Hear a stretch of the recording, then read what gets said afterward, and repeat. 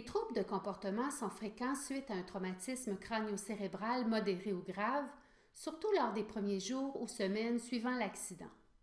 Les troubles de comportement se définissent comme étant des actions ou des séquences d'actions dont le contexte, la fréquence, la durée, l'intensité et l'impact sont tels qu'elles mettent en danger la personne et son entourage. Ces comportements réduisent la capacité d'adaptation en interférant avec le développement de cette personne, nuisent à ses interactions et aux apprentissages qui pourraient améliorer sa qualité de vie, tout en conduisant au rejet de cette personne par son entourage. Deux principaux types de troubles de comportement peuvent être observés suite au traumatisme crânio-cérébral modéré ou grave, ceux liés à des comportements d'inhibition d'une part et ceux liés au comportement de désinhibition d'autre part. Les comportements associés au versant de l'inhibition sont souvent remarqués suite à des lésions de type dorsolatéral préfrontal.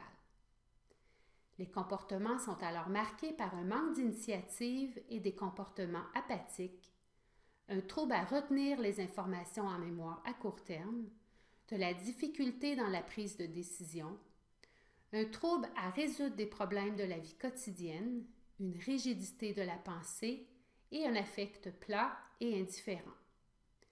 Les troubles du comportement liés au versant de la désinhibition sont caractérisés quant à eux par de l'impulsivité ainsi qu'une intolérance générale aux contrariétés et aux frustrations.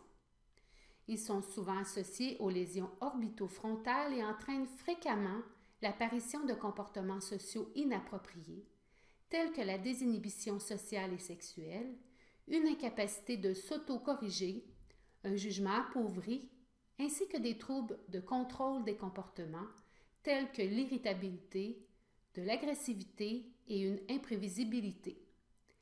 Ces comportements nécessitent l'intervention d'une équipe spécialisée, ainsi qu'une approche thérapeutique concertée, standardisée et consistante. Merci.